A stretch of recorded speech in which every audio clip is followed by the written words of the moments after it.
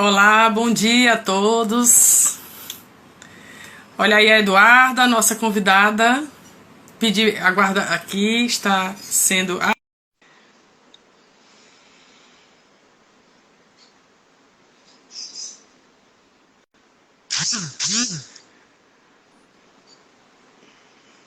Bom dia, Olá, Eduarda. Tudo bom, querida?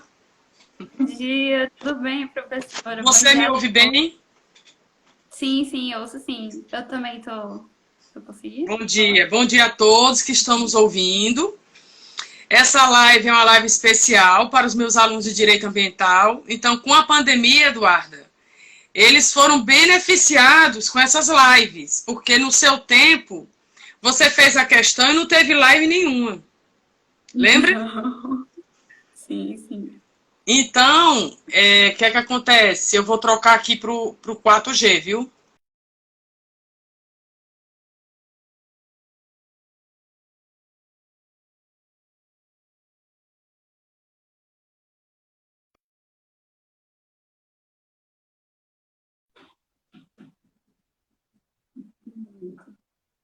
Eduarda, eu quero agradecer a sua disponibilidade.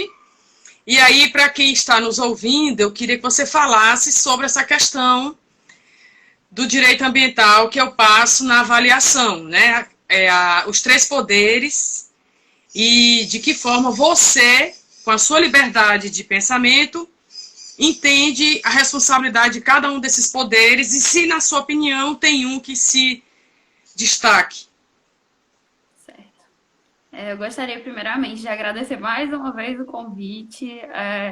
Eu nunca esperei assim, ter esse tipo de experiência, participar de uma live e tudo, mas como vocês já devem ter percebido, a professora tem uma metodologia de ensino diferenciada, mas vamos lá. É, Bem, o tema da AV3 eu achei muito interessante porque essa questão de qual dos três poderes tem mais condições para resolver as questões ambientais. Para mim foi muito bom essa experiência de poder formular um posicionamento meu, já que não tem uma resposta certa. Você pode escolher qualquer um dos três poderes, desde que você argumente, de que você fundamente o seu posicionamento. Então, quando eu fui fazer o meu trabalho, eu comecei pela avaliando os conceitos, as definições de meio ambiente. E um dos conceitos que eu achei interessante trazer aqui seria a definição da Política Nacional do Meio Ambiente, que entende o meio ambiente como conjunto de condições, leis, influências e interações de ordem física, química e biológica que permite, abriga e rege a vida em todas as suas formas. Então, eu já parti da ideia de que meio ambiente é um conceito muito abrangente. Temos a questão do meio ambiente no âmbito internacional, na esfera trabalhista, as nossas relações com a natureza e sociais, enfim. Então, essa abrangência, de fato, gera uma dificuldade em você gerenciar. Mas no nosso trabalho, a gente vai ver que um deles pode sim se destacar nessa questão do gerenciamento das questões ambientais. Outro artigo que eu achei interessante trazer foi o 225 da Constituição, que diz que todos têm direito ao meio ambiente ecologicamente equilibrado, bem de uso comum do povo, essencial à saúde e qualidade de vida, impondo-se ao poder público e à coletividade o dever de defendê-lo e preservá-lo para as presentes e futuras gerações. Então, aí também a gente já começa a ter uma ideia de que você tanto tem o direito ao meio ambiente ecologicamente equilibrado, quanto você tem o dever de preservá-lo também, não só para a sua geração, mas para as futuras. Então, é uma atividade que passa uma ideia de ser exercida em conjunto, né? E aí vem o artigo 2º da Constituição Federal, que diz que são poderes da União, independentes e harmônicos entre si, o legislativo, o executivo e o judiciário. Então aí a gente já tem uma ideia também como se fossem engrenagens de um mesmo maquinário que dentro das suas competências eles vão exercer as suas respectivas funções, mas que, mais uma vez, a gente vai destacar um deles. Eu gostaria de começar analisando pelo poder legislativo, né, que dentre as suas funções diversas tem essa função de regulamentar o meio, né, regulamentar o meio ambiente, socioambiental e tudo, fiscalizar as atividades do executivo, dentre outras. E uma coisa que eu achei interessante quando eu estava pesquisando foi um trecho da obra do Luiz Paulo Sirvinskas, que ele dizia que no momento que adveio a lei de crimes ambientais, houve muita discussão no Congresso Nacional e tudo, e ela veio com alguns vetos presidenciais a pedido de entidades industriais, rurais, até mesmo religiosas. Então, assim, isso me fez também tecer uma crítica em relação às questões ambientais, porque geralmente elas estão inseridas em um contexto de interesses, que nem sempre aquilo que é regulamentado é de fato mais benéfico para o meio ambiente. E aí, seguindo esse exemplo da lei de crimes ambientais, eu achei interessante mencionar o artigo 14, inciso 2º, porque ele coloca que o mero arrependimento do infrator, associado à sua espontânea tentativa de reparar o dano ou de limitar, né, a abrangência da degradação causada, é um atenuante da pena. Então, assim, a própria legislação possui um caráter pouco coercitivo, e o modo como é feita a sua aplicação pelo judiciário costuma ser mais brando ainda. Elas carecem desse caráter tanto punitivo quanto coercitivo. Então, eu achei interessante mencionar no meu trabalho também o caso de Brumadinho, porque foi um dos maiores crimes ambientais do país, com a maior quantidade de rejeitos já registrados, né? Até o mês de janeiro de 2020, eu tinha visto que tinham sido encontrados 259 corpos, mas que a estimativa era de cerca de 270 vítimas. Então, houve também a questão da contaminação do solo, da própria equipe de resgate. Então, foi um crime de grandes proporções. Prejudicou muita gente. E o legislativo fez sua parte até certo ponto. Mas cabe destacar que, em janeiro, as buscas ainda estavam sendo realizadas e a Companhia Vale do Rio Doce já tinha recuperado seu valor de mercado. Então, daí a gente tem aquela sensação de impunidade, que naquele caso em específico, o judiciário não conseguiu valorar o dano. A aplicação, né, da sanção foi uma coisa irrisória, diante da proporção que teve tudo isso. Então, daí fica também a ideia de que, para você lidar com as questões ambientais, você precisa de um aprofundamento, um preparo acadêmico interdisciplinar para lidar com essas questões, para você conseguir analisar de uma forma satisfatória. Bom. E essa oportunidade você teve, né, Eduarda? Sim. Você é uma privilegiada. Quer dizer, os alunos que estavam na minha turma tiveram essa oportunidade, e os que estão agora, eu tenho 2 turmas, alguns alunos estão aí participando, a Júlia aí acabou de entrar, a Raquel já entrou. A gente vê o direito ambiental lá, junto com a realidade, um pouco da gestão, que é a administração, um pouco da educação ambiental, e o direito, que não pode faltar, porque o nome da disciplina é direito ambiental, né?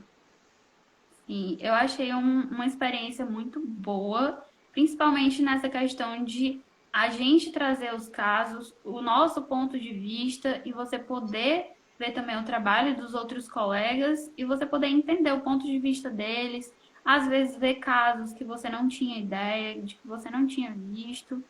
Então é muito importante esse conhecimento que você adquire com esse tipo de prática. Muitas vezes de você debater também com seus colegas e de você entender melhor essas questões. Você desenvolver um senso crítico. Porque eu acho que, assim, através desse tipo de críticas, a gente vai construindo um conhecimento mais fundamentado e que a gente pode buscar melhores soluções também. Inclusive na atuação de qualquer carreira, né? Se o Sim, graduado for para o Ministério Público, Defensoria, Magistratura, Procuradorias, ele vai, com essa experiência, poder lidar melhor com esses problemas ambientais. sim, com certeza. Eu acho que isso torna a gente, assim, profissionais diferenciados, com outros tipos de abordagem e também com pontos de vista que às vezes se torna mais eficiente.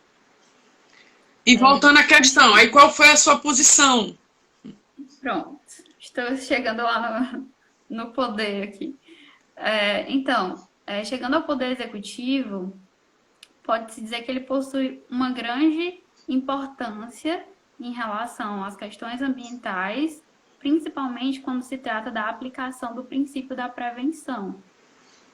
Em relação a, por exemplo, essa questão de ser responsável pelo licenciamento ambiental, de exigir o estudo de impacto ambiental e o relatório de impacto do meio ambiente, né? E aí eu fiz uma análise também do caso do aterro da Praia de Iracema, que estava naquela questão do impasse da realização das obras e tudo. E assim, esse caso foi alvo de muitas críticas, porque e movimentos de ativistas também, porque o relatório de impacto ambiental, além de inconclusivo, ele estava ultrapassado. Então, assim, depois de uma pressão que foi realizada pelas manifestações dos ambientalistas em relação ao Ministério Público Federal, ele pediu para que fosse realizado um estudo complementar para que as obras pudessem ser autorizadas ou não. Então, quando foi realizado esse novo estudo, concluiu-se que as obras não iriam importar em gravames excessivos.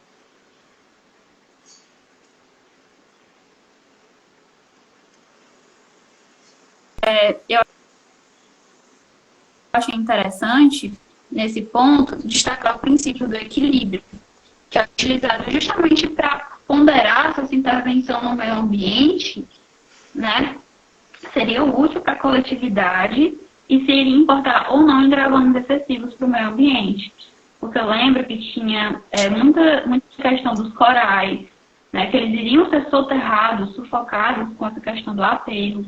Também tinha a questão do boto cinza, ameaçado de extinção, e os ativistas enfatizaram muito isso, né, porque, assim, a partir do momento que uma espécie é extinta por esse tipo de prática, você não tem como reverter. Você não tem como voltar ao status quo antes. Então, assim, a questão também dos danos ambientais é porque muitas vezes eles são irreversíveis. Então, você realmente, o ideal é que você se antecipe a esses danos, né?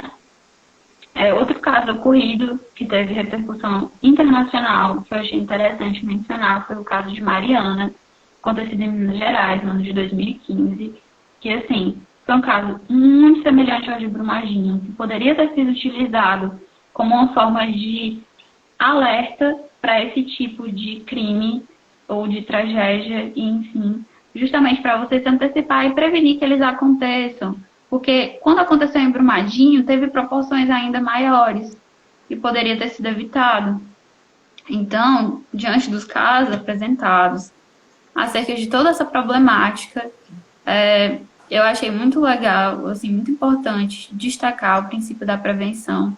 Eu trouxe até uma citação de um trecho do livro do Fiorillo, que ele diz que, diante da impotência do sistema jurídico, incapaz de restabelecer em igualdade de condições uma situação idêntica à anterior, adota-se o princípio da prevenção do dano ao meio ambiente como sustentáculo do direito ambiental, consubstanciando-se como seu objetivo fundamental. Ou seja, o princípio da prevenção é um ponto-chave para as questões ambientais. Assim, ele realmente sustenta o direito ambiental à medida que você faz uso desse princípio, principalmente quando você sabe que muitos danos podem vir a ser causados, que provavelmente serão causados. Então, a partir dessas exposições, a meu ver, ele é o mais adequado para lidar com a temática, principalmente, como eu tinha mencionado, essa questão da dificuldade de retornar ao status quo ante, que muitas vezes não é possível, Assim, você faz uma tentativa de amenizar o dano, de tentar compensar o dano, mas muitas vezes você não consegue, como a região de Brumadinho ficou coberto de lama. Foi uma região que foi contaminada, o solo ficou inutilizado. Então, assim, são questões realmente sensíveis, né, de serem tratadas.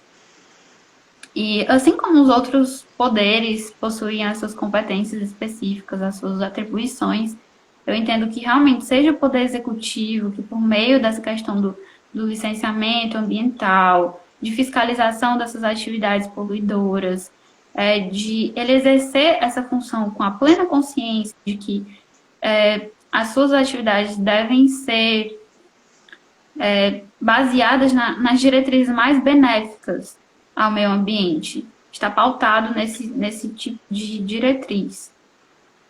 Né? Ele poderá proporcionar a redução dos danos causados, ao invés de se tentar remediar depois. É interessante, para os que ainda estão elaborando a questão, mencionar que, por exemplo, eu utilizei o princípio da prevenção e associei ao poder executivo, mas eles também podem entender que, por exemplo, é o poder legislativo que, por meio do princípio da prevenção, né, vai se antecipar aos danos, vai fiscalizar as atividades administrativas do poder executivo, que vai exercer, aprovar o orçamento de agências ambientais, né, de elaborar as normas ambientais de um jeito que satisfaça melhor a necessidade que a gente tem de uma regulamentação que seja mais favorável realmente. E do mesmo modo que você pode entender que é o judiciário ou como é o executivo, em casos como esse que eu mencionei. Né, que eu acho que fica bem claro essa importância de você se antecipar.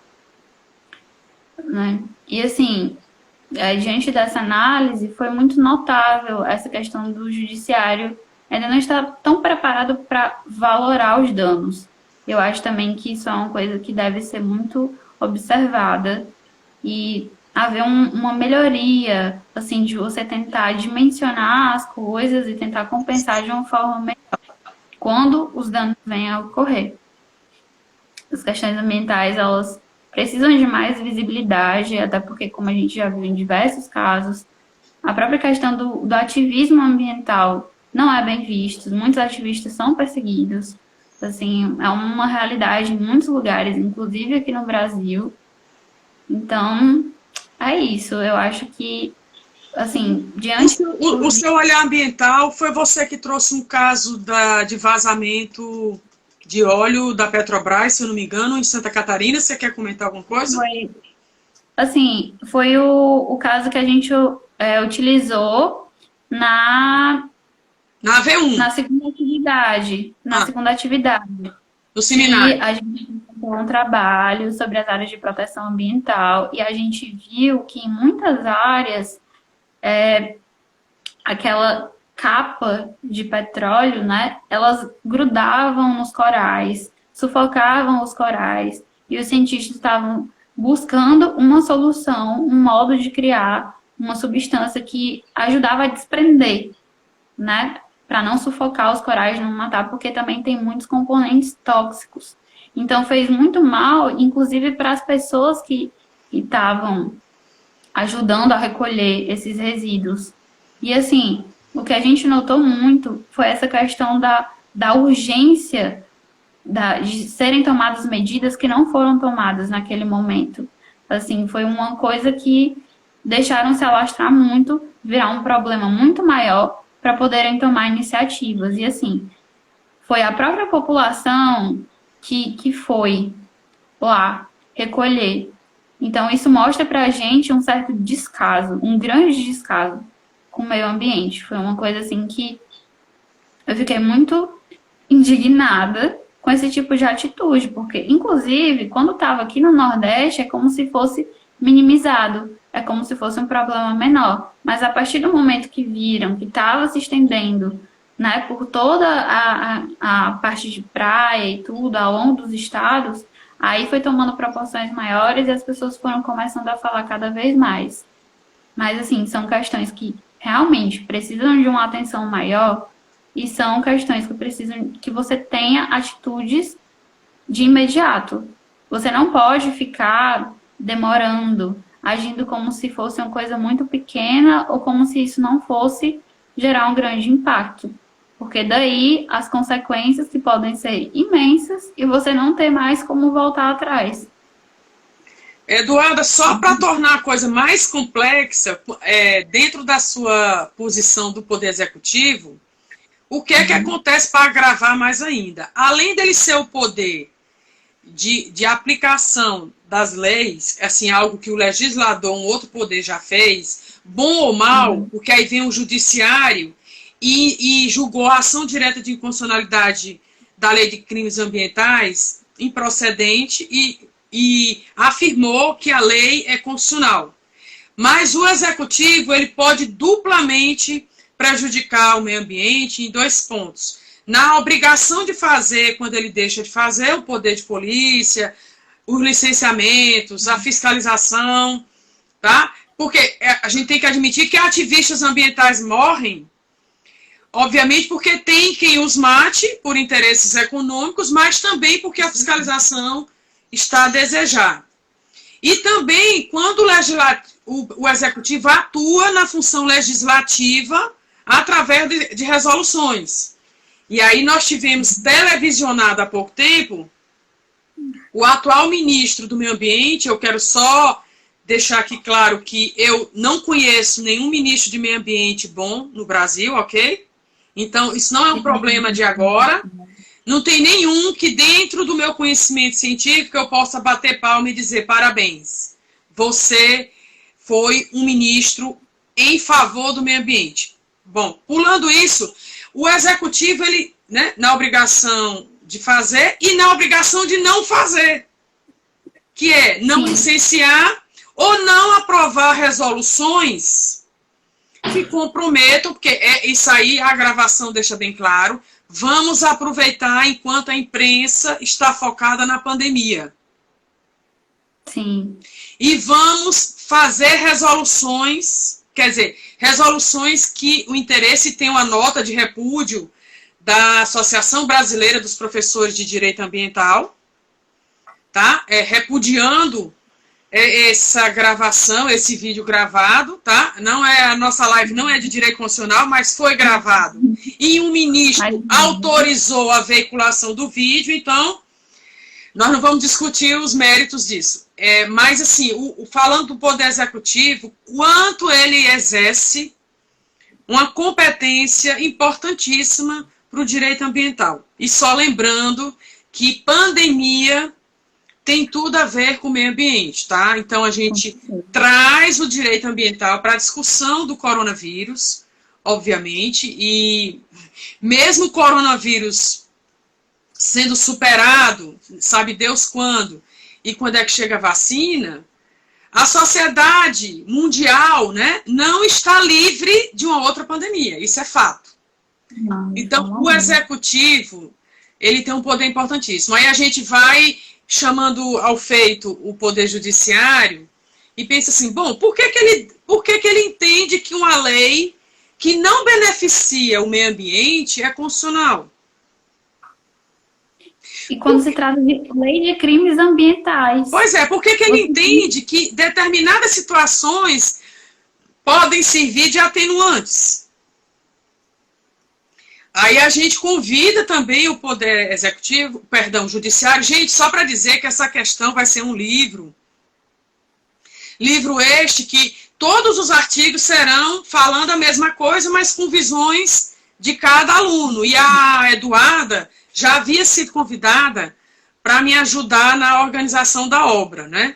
Então, é uma obra que eu pretendo que chegue às mãos de executivo da União, estados e municípios, chegue nas mãos de presidente de Senado e da Câmara, até porque chegar nas mãos do livro impresso, né? Porque o livro em e-book é de acesso mundial.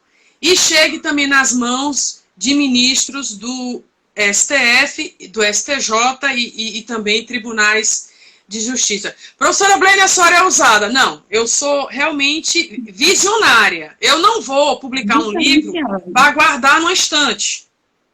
Com certeza. É muito trabalhoso, é um trabalho hercúleo, tá? Que eu levo madrugadas me dedicando a isso, e obviamente que esse livro tem que chegar nas mãos desses três poderes. É a razão dele existir. É que eles escutem acadêmicos de direito e vejam a visão dessas pessoas sobre eles. Tá? Porque o fato deles estarem na Constituição não impede que a sociedade os critique na hora que é preciso. Mas eu queria que você falasse aqui um pouco. Você foi enriquecedor para você fazer uma questão dessa? Você acredita que outras áreas do direito o aluno poderia ter uma questão como essa de reflexão? Com certeza. Assim, para mim a experiência foi muito enriquecedora. Eu acho que essa didática incentiva que a gente tenha muita criatividade na hora de analisar essas questões, porque você passa a ter uma visão crítica, e para mim isso é muito importante, porque justamente é por meio dessas críticas que você vai chegar a soluções. Você vai incomodar as pessoas que precisam ser incomodadas para que elas tenham uma atuação satisfatória, porque isso hoje a gente claramente não tem. Então, eu acho muito importante. Inclusive, incentivada pela cadeira, eu estou fazendo agora a cadeira de educação ambiental. E aí, apesar de ser optativa, mas eu achei importante fazer porque justamente você volta o seu olhar para a elaboração de soluções, para você entender como conscientizar melhor as pessoas, como a sua atuação como acadêmico, como cidadão, isso pode influenciar nas questões ambientais. Porque você não precisa ser um acadêmico para perceber essas coisas, para tecer críticas, assim, para você conseguir impulsionar esse tipo de movimento para que as entidades de fato escutem. Como nesse caso do aterro da Praia de Iracema, que os manifestantes foram muito enfáticos, inclusive nas razões do porquê estarem fazendo aquilo, o porquê se exigir que medidas fossem tomadas para que esses danos fossem evitados. Assim, biólogos falaram sobre isso, muitas pessoas de diversas áreas falaram, e no direito é muito isso, como eu tinha mencionado, essa questão de você ter um conhecimento interdisciplinar, você conhecer outras áreas do direito para você poder agregar conhecimento ao direito ambiental também. A você entender como vai funcionar todo esse mecanismo para que você faça as coisas fluírem de um jeito melhor. Eu creio que seja dessa forma. Agora, Eduarda, nós temos um grande desafio aí pela frente. Eu vou dizer por quê. Se nós temos a necessidade de uma grande reforma política, quando a gente chega à conclusão que aí o aluno é livre, viu? Quem está ouvindo a live sabe que pode apontar que é o legislativo, pode apontar que é o judiciário, pode apontar que é o executivo. Mas, na sua opinião, que foi o executivo, um outro problema do executivo é que a composição dele é através do voto. Tá? Voto este que demanda um espírito de cidadania. E aí a cidadania não vai poder ser restrita à política. Aí ela vai ter que abranger meio ambiente, ela vai ter que abranger saúde, ela vai ter que abranger educação. E aí nesse tripé, meio ambiente, saúde e educação, que eu quero crer que esses três já são desafiadores, né? É que o eleitor deve fazer uma base de alicerce de quem pode representá-lo, né? Então, olha aí o desafio para o meio ambiente, melhorar esse poder executivo. Sim, inclusive, eu abordei no meu trabalho escrito essa questão da representatividade, assim, que, por exemplo, eu não me sinto representada quando eu vejo esse tipo de descaso, de atitude, por mais que muitas vezes você tente, né, achar minimamente aceitável, mas as coisas parecem que vêm piorando cada vez mais. Então, eu não me sinto representada, assim como eu acho que muitas pessoas também não, e essa é uma função deles, né, representar os interesses, assim, e como no artigo 225, compete ao poder público e à coletividade, e é um bem de uso comum do povo, é essencial à sua qualidade de vida. Então, assim, eu acho que, realmente, necessário ter muito mais atenção do Poder Executivo. A gente precisa cobrar cada vez mais. Eu não colocaria como resposta o Poder Judiciário, porque para mim ele é a UTI do meio ambiente. Então, quando você está na UTI, é porque você já está entre a vida e a morte. Então, é um poder que eu entendo que só vai atuar quando algo aconteceu. E a judicialização do meio ambiente, ela é um mal necessário. Mas ela representa que o dano ocorreu e precisa de um poder para corrigir a conduta lesiva de alguém. Que é alguém este, pessoas físicas ou jurídicas de direito público ou privado.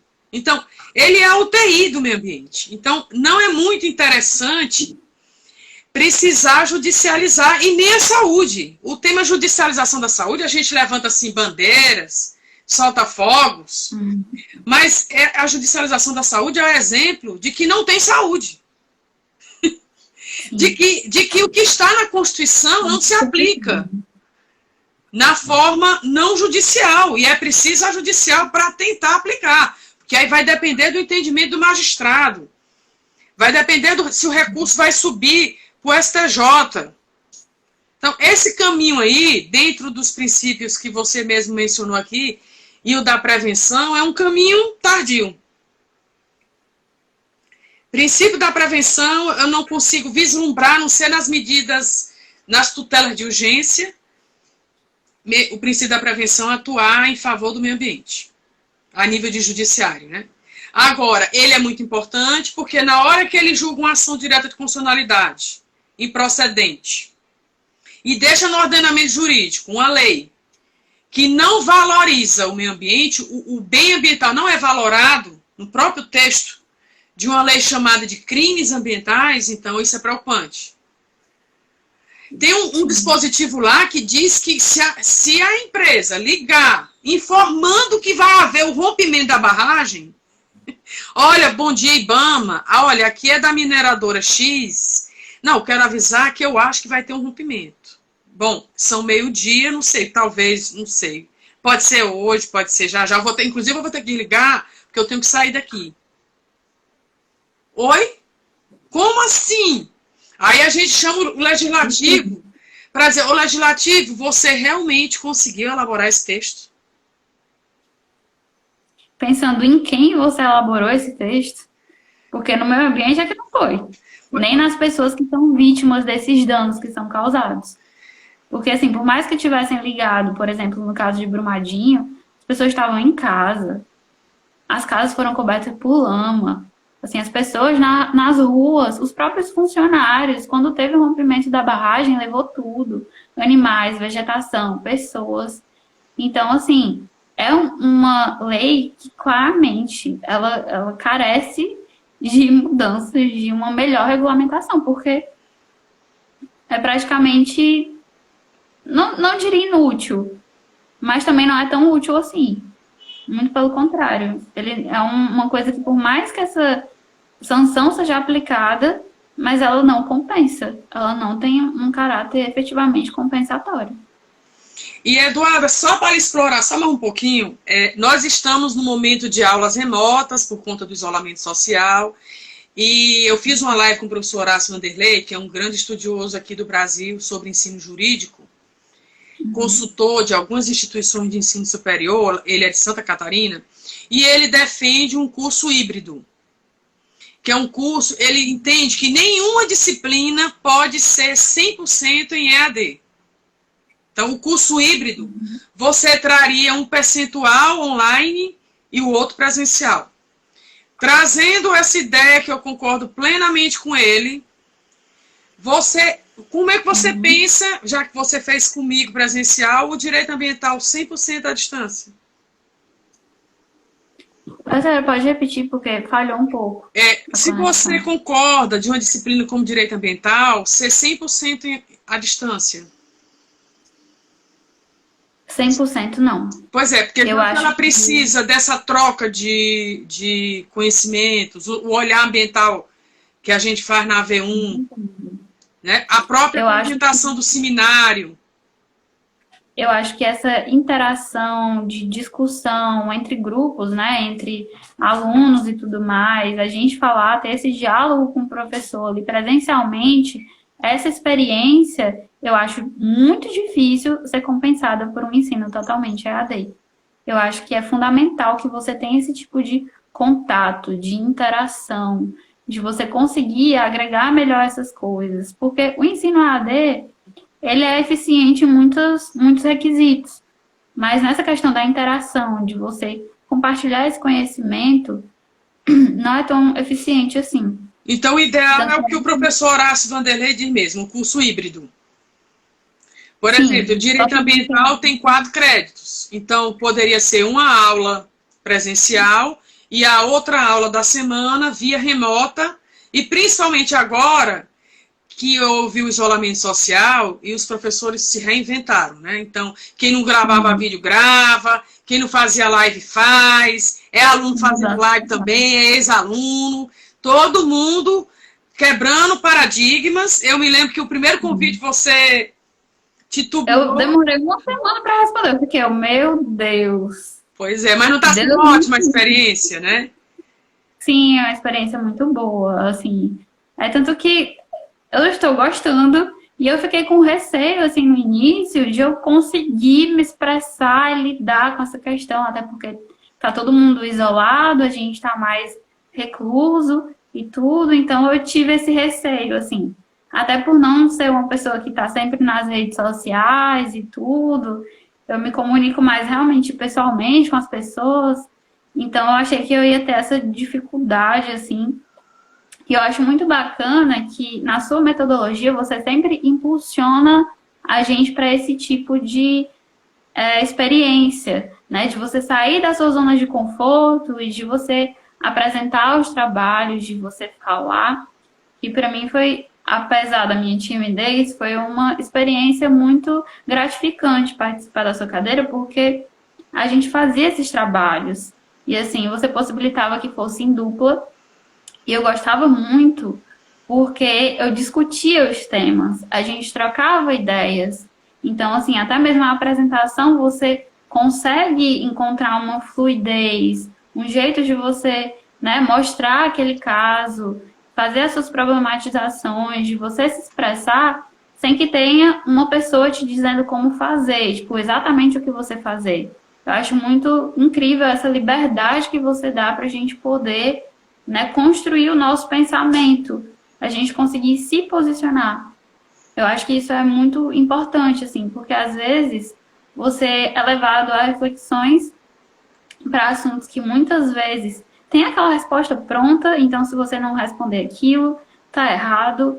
Então eu acho muito importante você ter essa possibilidade de se posicionar. Até porque no direito, como a gente sabe, tem muitos assuntos que têm diversas correntes majoritárias e minoritárias. Então, assim, é muito interessante você poder fazer parte disso, de você conseguir se posicionar dessa forma também. Eu vou só responder aqui ao Tiago, que ele está perguntando meio que se não é bom o ensino em EAD, por que fazer live? Bem, Tiago, respondendo a sua pergunta, é porque eu defendo um curso híbrido de qualquer disciplina. Ou seja, eu entendo que nenhuma disciplina pode ser 100% à distância. Então, seria uma aula presencial e uma aula via remota, que não necessariamente tem que ser live, porque nem todo aluno usa o Instagram. Mas mesmo assim, não usando, o professor grava a live e disponibiliza no Unifom Online para que os demais alunos não adeptos das redes sociais possam assistir. Então, a gente não está desmerecendo de forma alguma as aulas remotas. Até porque na aula remota o aluno tem o professor, é a Blaine que está olhando para ele e falando com ele. Se ele não acessou a aula, ele vai assistir o vídeo e viu que a Blaine estava falando, mostrando um texto, mostrando um PowerPoint. Então, aula remota, inclusive, não é igual a ensino EAD. A crítica aqui é o ensino totalmente à distância, de qualquer disciplina, não é só direito ambiental, mas aí a minha expertise é o direito ambiental, né? E o direito ambiental, ele sofre um grande desafio, porque quando a gente vai começar a ensinar, nos primeiros dias de aula, e fala muito em flora, fauna, aí o aluno fica, isso aqui não é direito, não. Ai, meu Deus, isso aqui vai ser horrível, não vou aguentar, não. E educação ambiental. Por outro lado, se você ficar só lendo as leis ambientais, que são muitas, mal elaboradas, bem elaboradas, razoavelmente elaboradas, você vai dizer, ai, gente, é lei demais, eu não aguento, não. Então, o professor de direito... Diga, Eduarda. Você lê, assim, só aquela legislação e tudo se torna muito cansativo. Pois é. É tanto que... O professor tem que encontrar uma metodologia que o aluno se interesse pela legislação. E aqui eu utilizo, que é uma norte-americana, é aprendizagem baseada em problema. Porque aí o aluno, menino, por não é que tem essa poluição aqui na minha rua? Ah, eu não acredito não. Ah, quer dizer que essa reforma da beira-mar... Ah, eu não acredito não. O espigão causa impacto ambiental, é? Então aí ele absorve para ele o direito que é dele. Que direito? Sim. De viver num ambiente sadio, ecologicamente equilibrado, de viver sob o manto do bem-estar, de ter qualidade de vida, tá?